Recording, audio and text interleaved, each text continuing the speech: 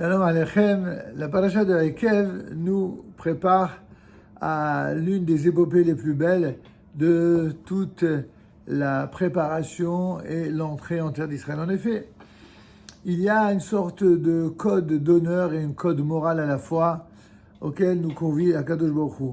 Et on pourrait le réduire en un seul mot, prendre à cœur, les vaves. Ainsi, le mot cœur, les vaves, apparaît dans cette paracha d'innombrables fois.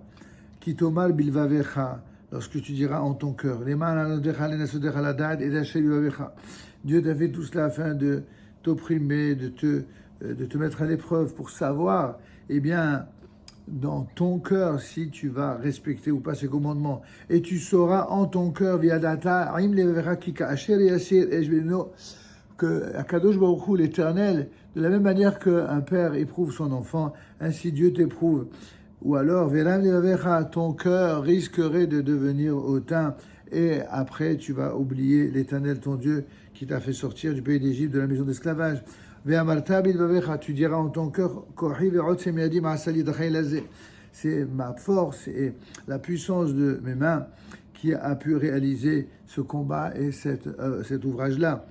Ou alors, Altomar bilvavecha, ainsi, lo bizigadecha ou bioshel levavecha. Et on peut ici, non pas à l'infini, mais d'innombrables versets de la paracha, montrer que quel est le cœur de la paracha, c'est justement le cœur.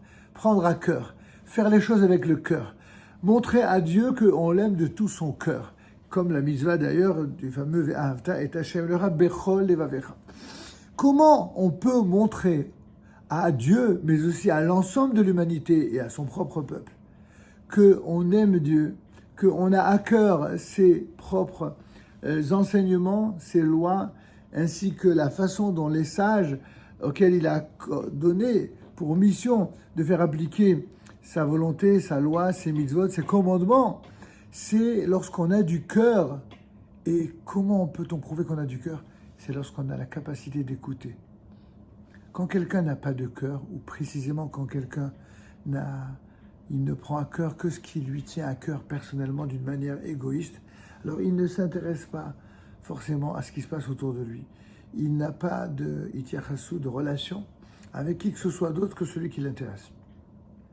Écoutez quelqu'un, surtout quelqu'un qui en vaut la peine, un orateur, un enseignant, un talmid chacham, c'est pas simplement l'honorer, c'est prouver qu'on a du cœur, qu'on est capable de faire passer l'autre avant soi. C'est ça, avoir du cœur. C'est exactement la qualité requise pour être à l'écoute d'abord de Dieu, puis des sages d'Israël, et enfin, à l'écoute de sa conscience, ainsi que celle de tous ceux qui, à l'unisson, s'unissent pour être au service de Dieu, du peuple d'Israël et des nations entières. Car n'oubliez jamais, c'est l'un de nos chevaux de bataille et qui constitue l'un des éléments majeurs de l'enseignement de mon propre père, Zichron Tzadik Libracha. Un juif, un véritable juif de Torah, c'est quelqu'un qui est quelqu'un d'aimant, quelqu'un qui a de l'amour en lui. Et cet amour-là, ça n'est pas intellectuel seulement. Ça s'exprime aussi de manière intellectuelle. L'intellect, c'est un kéli, c'est un ustensile. Le cœur, c'est aussi un ustensile. Mais attention, il ne faut pas se tromper quant à la manière d'utiliser l'un et l'autre. Par exemple, de ça, je vous dis, c'est quoi le sens de la tefila? Pourquoi on prie? Eh bien, c'est pour exprimer Avoda Shebalev, le culte exprimé par le cœur.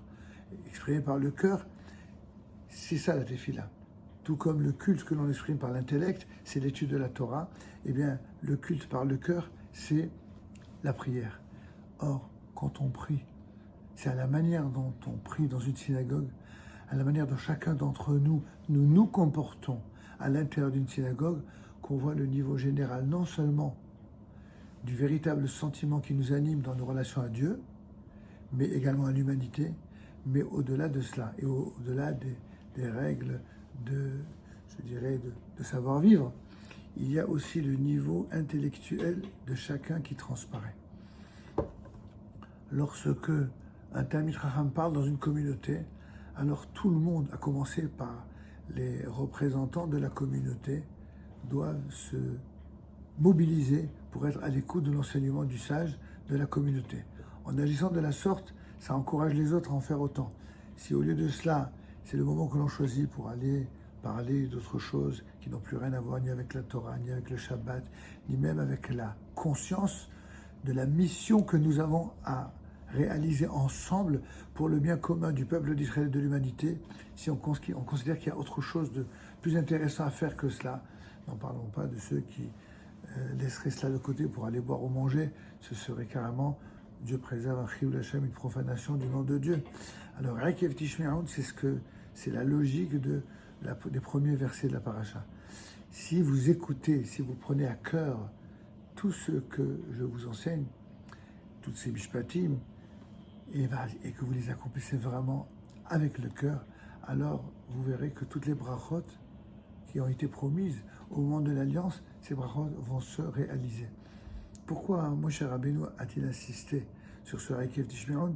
Rappelez-vous que Ekev fait partie d'une de ces parashiot qui sont là pour nous préparer à être à la hauteur des attentes divines pour le peuple d'Israël lorsqu'il pénètre en Eretz Israël.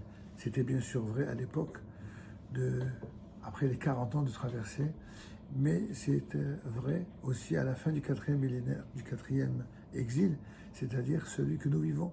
Il y a beaucoup de gens qui font ce qu'on appelle leur aliyah. Et on souhaite du fond du cœur que ceux qui sont prêts pour cela, eh bien, le fassent, réussissent. Mais n'oublions jamais la racine de ce mot aliyah.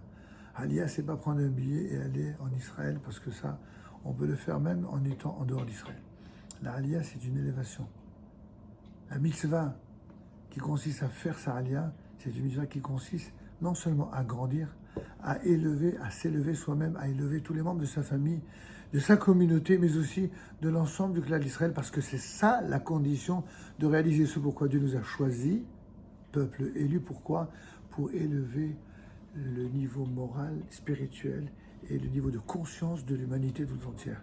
Il n'y a là ni condescendance, il n'y a là ni préciosité, ni désir de